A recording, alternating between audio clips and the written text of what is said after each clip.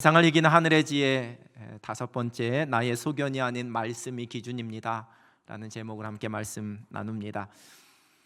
다람쥐는 이렇게 가을이 되면 이 도토리를 입에 잔뜩 물고는 저 하늘을 한번 쳐다본다고 합니다. 그러고는 그 겨울에 그 도토리를 먹으려고 입에 있던 도토리를 뱉어서 그 땅에 묻습니다. 그러기 전에 하늘을 보는 이유는 그 도토리를 어디에 묻었는지 확인하려고, 하늘에 있는 구름의 모양과 위치를 통해 다음에 다시 찾을 수 있도록 하기 위해서랍니다. 물론 다람쥐가 한 이야기는 아니고요, 사람들이 그렇게 생각을 했겠지요. 그러나 다람쥐는 다시 하늘을 보면서 그 도토리를 찾을 수는 없습니다. 물론 덕분에 이 도토리를 딸 재주가 없는 다른 동물들이 다람쥐가 묻어놓은 그 도토리를 우연히 찾아 먹으면서 겨울을 난다고 합니다. 어떻게 보면 이 동물의 생태계를 먹여 살리는 다람쥐의 아름다운 헌신이라고 할 수 있지만, 이 다람쥐 입장에서는 의도하지 않은 기부입니다. 바람에 흘러가고 그 모양이 수시로 변하는 구름을 그 잣대로 삼았기 때문이겠지요. 물론 동물 연구학자들에 따르면 이 후각이 발달해 있는 다람쥐는 이렇게 땅에 묻어놓은 도토리를, 물론 자신이 묻은 건지 다른 다람쥐가 묻은 건지는 모르지만 냄새로 찾아내서 겨울을 난다고 합니다. 그리고 다람쥐가 찾지 못한 도토리는 그 땅 속에서 다시 싹이 나서 나무가 되기도 하고요. 이 생태계가 유지되어 가는 창조주 하나님의 법칙이겠지요. 그래도 늘 변할 수밖에 없는 저 흘러가는 구름을 잣대로 삼는 것은 어리석은 일입니다.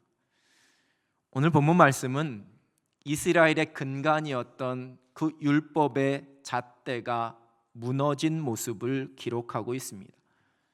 이스라엘의 에브라임 지파가 살고 있었던 팔레스타인 지방의 중앙에 있는 그 산림 지역은 강수량도 많고 토양도 비옥해서 수확물이 많아 아주 살기 좋은 땅이었습니다. 정치와 종교의 중심지라 이야기할 수 있었던 중앙성소인 실로가 그곳에 있었습니다. 어느 곳보다도 하나님의 은혜와 복을 누리며 하나님 가까이 나아가는 그 신앙을 지키기 좋은 환경이었던 그 땅에서 있었던 일을 오늘 본문이 기록합니다. 미가라 이름하는 사람, 이는 미카 예후의 줄임말로 누가 여호와와 같으리요라는 의미입니다. 유일하신 하나님이라는 신앙의 아주 귀한 고백이 담겨져 있는 이름입니다. 그런데 그러한 미가도 그 이름을 지어줬을 그 부모도 전혀 그 고백과는 맞지 않는 모습이 본문에 펼쳐지고 있습니다. 미가의 어머니가 은 1,100을 잃어버렸습니다. 당시 단위인 세겔로 환산할 때 지금 화폐로 하면 4,400만 원 정도이지만, 뒤에 나오는 말씀에서 미가가 제사장에게 해마다 은 10을 주겠다라고 말한 것으로 유추해 보면 1,100세겔은 그 제사장이 110년 동안이나 받을 액수였기 때문에 아마도 지금 가치보다 훨씬 더 큰 액수의 돈이었을 겁니다. 아들이 가져간 것을 몰랐던 그 미가의 어머니는 그 가져간 사람을 저주했다라고 기록합니다. 아마도 여호와의 이름을 들어서 마구 저주를 퍼부었겠지요. 미가는 그 저주를 피하고자 자신의 어머니에게 이실직고하고 그 돈을 돌려주었습니다. 그 저주에 응답하실 하나님이 두려워서 깨닫고 자수한 미가를 보면서 혹 이 미가가 참 순전한 믿음을 가지고 있다라고 생각하시는 것은 당연히 아니시겠지요. 그러자 어머니가 당황한 것 같습니다. 말이 바뀝니다. 2절 하반절은 내 아들이 여호와께 복받기를 원하노라 라고 축복합니다. 자신이 했던 그 저주의 대상이 아들이라는 사실에 그것을 취소하고 싶었던 마음이었을 겁니다. 그것만으로 안심이 되지 않았는지 신상을 만들려고 합니다. 3절을 새번역 성경은 이렇게 번역합니다. 그는 은돈 1,100냥을 어머니에게 내놓았다. 그러자 그의 어머니가 말하였다. 나의 아들이 저주를 받지 않도록 이 은돈을 주님께 거룩하게 구별하여 바치겠다. 이 돈은 은을 입힌 목상을 만드는 데 쓰도록 하겠다. 그러니 이 은돈을 너에게 다시 돌려주마. 여러분, 아들을 사랑하는 어머니의 모성애라고 이것을 미화시켜야지만 되는 걸까요? 그리고는 은 200, 여러분 이 또한 엄청난 액수입니다. 그것을 은 세공업자에게 주어서 신상을 만들어서 그 집에 가져다 놓았습니다. 이어지는 5절의 세번역 성경입니다. 미가라는 이 사람은 개인 신당을 가지고 있었다. 에봇과 드라빔 신상도 만들고 자기 아들 가운데서 하나를 제사장으로 삼았다. 그 신상을 가져다가 신당도 만들고 그곳이 마치 여호와의 성소인 마냥 제사장들이 사용하는 에봇과 드라빔도 만들고 심지어 그 아들 중 하나를 제사장으로 임명했다라는 겁니다. 이제 본문 이후에 펼쳐지는 8절 이하에서는 베들레헴에 살던 한 레위 사람이 거할 곳을 찾다가 미가의 집에 이르게 되었습니다. 그가 누구인지를 알게 된 미가는 이렇게 제안합니다. 10절입니다. 미가가 그에게 이르되 네가 나와 함께 거주하며 나를 위하여 아버지와 제사장이 되라. 내가 해마다 은열과 의복 한 벌과 먹을 것을 주리라 하므로 그 레위인이 들어갔더라. 자기 아들에게 맡겼던 그 제사장직을 아주 공식적으로 레위인인 그 소년에게 임금도 주고 거할 곳도 마련해 주면서 맡기게 됩니다. 12절 말씀은 미가가 그 레위인을 거룩하게 구별하였고 그는 미가의 제사장이 되었다, 이렇게 기록합니다. 그 레위인도 이것을 아주 만족스럽게 여겼다라고 11절은 기록합니다. 그리고 이 모든 일을 행한 후에 자기 스스로를 대견해 하던 미가의 모습을 13절 말씀이 기록합니다. 이에 미가가 이르되 레위인이 내 제사장이 되었으니 이제 여호와께서 내게 복 주실 줄을 아노라 하니라. 아들이 그 은을 훔쳐간 줄도 모르고 저주했다가 얼른 주워 담고 또 그것을 덮기 위해 복을 빌고 하나님께 그것을 바치겠다라는 의미로 신상을 만들어주는 미가 어머니의 사랑과 정성, 그 어머니의 저주 앞에 자신의 죄를 깨달아 자수하고 그 만들어준 신상을 정성껏 집으로 가져와서 아들 중에 한 사람을 구별하여 제사장을 세우는, 그러다가 우연히 만난 제사장을 비용까지 들여서 그 가정의 제사장으로 세우는 미가의 열정, 그리고 마치 잘 짜여진 극본처럼 때마침 베들레헴을 떠난 레위인이 이 미가의 집에 들어오게 되고 그 미가의 제안을 흔쾌히 수락하는, 우연이라고 하기에는 너무나도 극적인 것 같은 이 모든 상황, 여러분 만약에 미가의 어머니가 미가가 그리고 제사장으로 고용된 이 레위인이 이 모든 것은 기가 막힌 하나님의 손길이요 섭리라 고백한다면 여러분들은 어떻게 대답하시겠는지요? 죄를 용서하시는 하나님, 하나님께 아낌없이 드리는 정성을 기뻐하시는 하나님, 거룩한 성소에서 복 주시는 하나님, 거룩하게 구별하신 제사장을 통해 은혜 주시는 하나님 앞에서 자신들은 최선을 다해 말씀대로 그 율법대로 순종하고 행했다라고 주장한다면 여러분들은 어떻게 대답하시겠는지? 오늘 본문 6절은 하나님께서 이 모든 상황을 이렇게 말씀하십니다. 그때에는 이스라엘에 왕이 없었으므로 사람마다 자기 소견에 옳은 대로 행하였더라. 세번역 성경입니다. 그때에는 이스라엘에 왕이 없었으므로 사람들은 저마다 자기의 뜻에 맞는 대로 하였다. 이미 모든 판결이 확정되어 종결된 그 사건에 대해서 이 법원이 했던 그 판결 절차나 소송했던 그 자료에 아주 중요한 결함이 있음을 이유로 해서 다시 재판을 해달라고 요청하는 이 재심이 최근 많이 늘어나고 있습니다. 온 나라를 떠들썩하게 했었던 약촌 오거리 택시기사 피살 사건이나 삼내 나라슈퍼 강도치사 사건 등이 이러한 재심으로 인해 억울한 누명이 벗겨지게 된 대표적인 사건이지요. 우리가 알고 있는 영화 7번 방의 선물이라는 그 실제 인물로 억울하게 누명을 쓴 정원섭 목사님도 재심을 통해서 무죄를 선고받은 분이었습니다. 수사기관이 자기의 소견대로, 그것이 자의가 되었던 타의가 되었던, 그리고 진실을 알고 있었던 아니면 그렇지 않았든지 간에 자기 소견대로 억지로 짜맞추기 수사를 하고 그것이 진리라고 주장했기 때문입니다. 소견은 어떤 일이나 사물을 살펴보고 가지게 되는 생각이나 의견입니다. 각자가 가진 가치 판단과 뜻을 말합니다. 그리고 사람들은 이러한 자신의 소견에 따라 내게 주어진 일을 판단하고 결정합니다. 미가의 어머니가 자기 돈을 훔쳐간 사람을 저주한 것, 그리고 그 저주를 걷어들이기 위해 복을 빌고 그 돈으로 신상을 만들면 저주가 복이 될 것이라는 것은 자기의 소견입니다. 미가가 어머니의 저주가 두려워서 자수하고 어머니가 만들어준 그 신상을 가져다가 자기 집에 성소를 꾸미고 아들 중 제사장을 세우고 자기 집에 찾아온 레위인을 그 가정의 제사장으로 삼고 하나님께서 복 주실 것을 기대한 것도 자신의 소견입니다.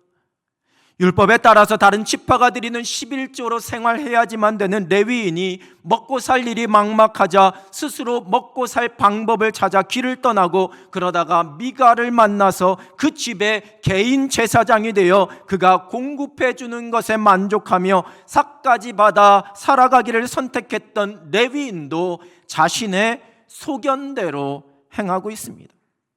하나님께서는 이 모든 것이 그때에 이스라엘의 왕이 없었기 때문이라 말씀하십니다. 한 나라의 군주인 통치자로서의 왕을 의미하는 것이 아닙니다. 여러분, 이스라엘의 왕은 하나님이셨습니다. 그런데 그들은 하나님을 왕으로 인정하지 않았습니다. 그래서 그 삶의 기준이 다 무너져 내렸습니다. 하나님의 말씀이 더 이상 기준이 아니었습니다.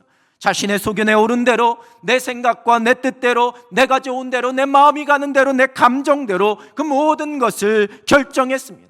그것이 잘못된 것인지 깨닫지도 못합니다. 그렇게 자신의 소견에 오른 대로 행한 뒤에 그것이 하나님께서 기뻐하시고 원하시는 하나님의 말씀대로 행한 것이라고 자부하면서 오히려 자신에게 주실 복을 기대합니다. 레위인이 내 제사장이 되었으니 이제 여호와께서 내게 복 주실 줄을 아노라.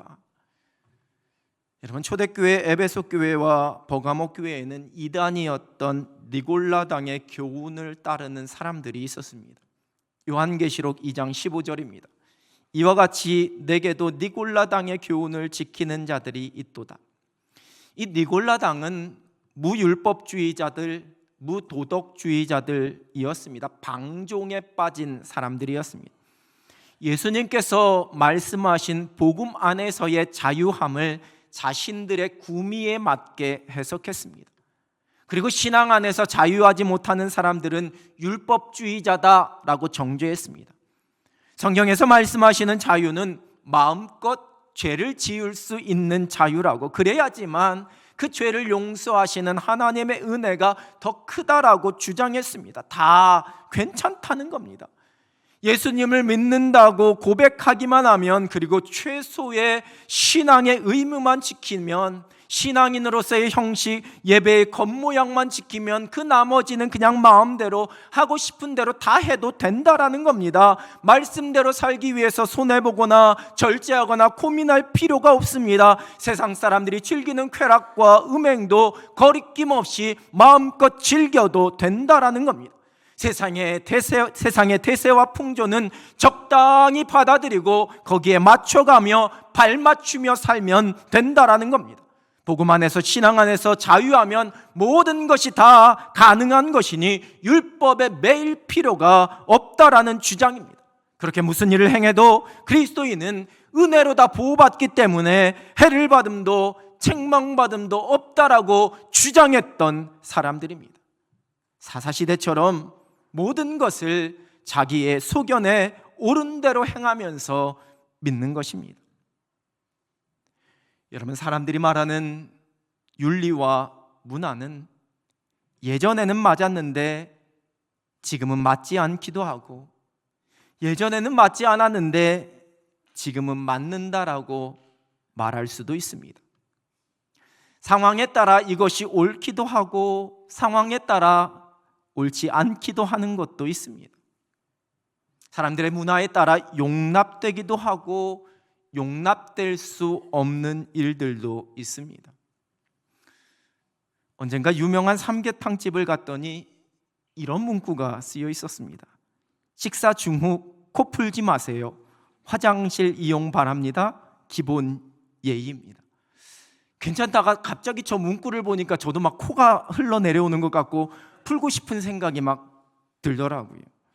그런데 서양의 나라들, 특히 영국에서는 코를 풀지 않고 들이마시는 것이 오히려 무례하고 더럽게 여긴다고 합니다. 그래서 코를 풀어서 코 안에 있는 것을 다 빼내고 대화하는 것이 천만 배 낫다라고 생각한답니다. 물론 코로나 팬데믹 이후에는 그 문화가 좀 바뀌었을 수도 있겠지요.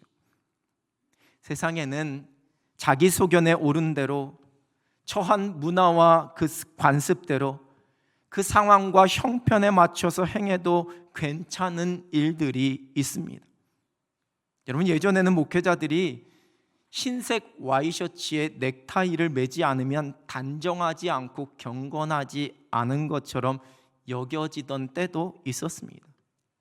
제가 부교역자 생활할 때 교역자는 무조건 흰 와이셔츠에 짙은색 정장을 입어야 된다, 그것이 교회의 전통이요 문화라고 반드시 그렇게 하라라고 부임한 첫날 오리엔테이션을 받은 적도 있었습니다.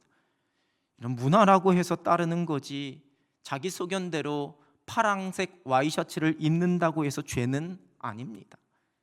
흰 와이셔츠 입고 기도하면 더 능력 있는 것도 아닙니다. 성경에서 목회자들은 교회에서 흰 와이셔츠에 넥타이 매고 사역해야 한다 기록하고 있지 않기 때문입니다. 그러나 자기 소견에 옳은 대로 해서는 안 되는 일들도 있습니다. 성경에 분명히 기록된 하나님의 말씀에 어긋나는 일은, 성경에서 말씀하시는 하나님의 창조의 질서, 하나님의 뜻에 어긋나는 일은 나의 소견에 옳은 대로 행할 수 있는 것이 아닙니다. 시대와 사고방식이 바뀌었다고, 생각이 바뀌고 개방적으로 되었다고, 자신의 취향과 개성이 존중받는 사회라고 절대적인 것은 없고 모든 것이 상대적이요 상황에 따라 변할 수 있는 것이라고 주장하는 세상의 풍조 속에서 기준이 얼마든지 달라질 수 있다라고 주장합니다. 그러나 하나님의 말씀은 결코 변하지 않습니다. 진리이신 하나님의 말씀이 아닌 내 소견대로 행하게 되면 우리의 신앙이 변질됩니다. 여러분, 우리의 믿음은 시대에 따라, 상황에 따라, 사회의 가치관에 따라 그렇게 변하고 그것에 따라 결정되지 않습니다. 믿음은 오직 하나님의 말씀에 따라 세워지는 겁니다. 나의 소견이 아니라 하나님의 말씀이 우리의 신앙과 생각과 판단의 기준이 되어야지만 됩니다. 나의 유익을 위해 내 소견에 따라 하나님의 말씀을 왜곡하지 않습니다. 나의 즐거움과 나의 편리함을 정당화하기 위해서 내 소견에 따라 하나님의 말씀을 왜곡하지 않습니다. 세상의 대세와 풍조에 따라 하나님의 말씀을 왜곡하지 않습니다. 여러분, 내 소견이 기준이 되면 상황에 따라 마구 흔들리게 됩니다. 변질될 수 있습니다. 우리의 기준은 변함없는 하나님의 말씀입니다. 하나님의 형상대로 지음받은 사람들은 그 어느 누구도 어느 누구에게도 차별받아서는 안 됩니다. 이 땅에 오신 예수님은 어느 누구도 차별하지 않으시고 사랑하셨습니다. 그러나 죄에 대해서는 아주 단호하게 말씀하셨습니다. 죄는 곧 하나님의 말씀에 어긋나는 것, 하나님 앞에서의 불순종, 하나님의 창조의 질서를 깨뜨리는 것, 하나님께서 기뻐하시지 않는 일이 죄입니다. 인본주의라는 이름으로 하나님을 부인하고 인간이 창조주 되신 하나님, 하나님의 창조의 질서 위에 올라서려는 것은 교만입니다. 죄입니다. 여러분, 우리나라에는 장애인 차별금지법, 양성평등기본법, 남녀고용평등법, 고용상 연령차별금지법 등 많은 개별적 차별금지법이 제정되어 있습니다. 사회 각 영역에서 차별을 금하는 법적인 보장이 아주 세밀하게 규율되고 있습니다. 부족하면 그렇게 규율하면 됩니다. 그런데 포괄적 차별금지법은 그 모든 차별금지 사유를 아주 동등한 비중으로 다룹니다. 그 중요한 의도 중에 하나가 성적 지향 및 성별 정체성에 의한 차별금지입니다. 이 법이 통과되면 동성애 및 동성결혼의 법적인 보장이 이루어지는 길이 열려지게 됩니다. 더 나아가서 표현의 자유를 비롯한 양심과 신앙과 학문의 자유에 제약을 받는 위험 요소가 될 수 있는 것도 사실입니다. 기독교는 동성애자들을 저주하면서 혐오하지 않습니다. 그들도 하나님의 사랑이 필요한 자들로 긍휼히 여깁니다. 복음으로 말미암아 변화되고 치유받고 구원받아야 될 사람들임을 고백하며 교회가 품고 기도해야지만 됩니다. 성 정체성에 혼란이 있는 자들이 창조의 질서대로 자신의 정체성을 찾도록 도와주는 것, 그것이 바로 평등입니다. 긍휼히 여기는 사랑입니다. 죄를 죄가 아니라고 하면서 모든 것을 인정해 주는 것이 평등이요 사랑이 아닙니다. 동성애는 하나님의 창조의 질서에 어긋난 죄입니다. 하나님께서 남자와 여자를 창조하셨습니다. 성경에 다른 어떤 성을 창조하셨다라고 기록하지 않습니다. 여러분, 이것은 흔들리지 않는 기준, 창조의 질서, 창조의 법칙입니다. 예전에는 아니었는데 이제는 시대가 바뀌고 사람들이 개방되었으니 이제는 옳은 것이 될 수 없습니다. 우리의 소견에 따라 결정할 문제가 아닙니다. 교회는 결코 차별을 지지하지 않고 평등을 지향합니다. 교회에 찾아올지 모르는 불이익 때문에 교회가 소리를 높이는 것 아닙니다. 하나님의 창조의 질서에 어긋나는 일들을 그냥 옳다고 묵인할 수는 없습니다. 자기 소견이 아닌 하나님의 말씀이 중요하기 때문입니다. 그래서 세상을 향한 우리의 주장과 우리의 외침과 우리의 기도가 필요합니다. 여러분, 이것은 정치적인 성향이냐 이념의 문제가 결코 아닙니다. 우리의 판단 기준은 오직 하나님의 말씀입니다. 그것이 변하지 않는 기준이요 흔들릴 수 없는 기준입니다. 사사시대에 미가와 그 어머니는 자신의 이득과 편리와 자신에게 유리한 대로 하나님의 말씀을 해석했습니다. 자기의 소견에 옳은 대로 행했습니다. 여러분, 우리가 내 입장과 내 상황으로 하나님의 말씀을 해석하지 않습니다. 나의 유익을 위해 하나님을 이용하지 않습니다. 나의 상황과 나의 형편과 내 생각과 내 유익과 내 계산에 하나님의 말씀을 맞춰가면 안 됩니다. 오직 하나님의 말씀에 나의 생각을, 나의 판단을, 나의 결정을, 나의 행동을 맞춰가야 합니다. 바로 이것이 세상을 이기는 하늘의 지혜입니다. 사람들은 자신의 기호와 유불리에 따라서 모든 판단의 기준이 달라집니다. 세상의 풍조와 문화에 따라 옳고 그름이 달라집니다. 시대와 상황에 따라서 그 삶의 원칙이 달라집니다. 자기의 소견에 옳은 대로 행하는 것이 개성과 매력이요 권리라고 외칩니다. 또한 그러한 서로의 개성을 인정해 줘야지만 성숙한 사람이라고 주장합니다.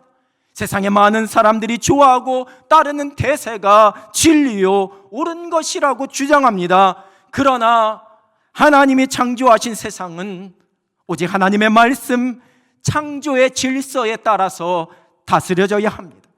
바로 그것이 유일한 기준입니다. 하나님의 사람은 나의 소견이 아니라 하나님의 말씀을 그 기준으로 삼고 살아갑니다. 세상을 이기는 하늘의 지혜입니다. 나의 형편과 상황, 내 입장과 이익에 따라 하나님의 말씀을 왜곡해버리고 그저 내 소견에 옳은 대로 행하고 있지는 않은지 우리의 모습을 돌아봅니다. 오직 하나님의 말씀, 하나님께서 기뻐하시는 일이 우리의 기준입니다. 아무리 내 소견에 옳은 것처럼 보여도 그것이 하나님의 말씀과 창조의 질서와 하나님 기뻐하시는 일이 아니라면 우리는 내려놓아야 합니다. 그래야지만 믿음으로 승리할 수 있습니다. 여러분, 나의 소견대로가 아닌 하나님의 말씀대로 행하면서 하나님의 기쁨이 되는 삶으로 승리하는 여러분 되시길 우리 주님의 이름으로 축원합니다. 기도하겠습니다. 하나님 아버지, 날마다 우리에게 하나님의 말씀, 하나님의 마음, 하나님의 창조의 질서를 깨달을 수 있는 은혜를 허락하여 주셔서 오직 그 말씀의 기준으로 내 모든 것을 판단하고 결정할 수 있는 하나님의 자녀들이 되게 하여 주시옵소서. 내 삶이, 우리의 자녀들의 삶이, 우리의 가정이, 특별히 사랑하는 우리 조국 대한민국이 오직 하나님의 말씀, 창조의 질서, 하나님의 기뻐하시는 일들만 행하며 그렇게 다스려질 수 있는 하나님의 나라가 되게 하여 주시옵소서. 예수 그리스도의 이름으로 기도드립니다. 아멘.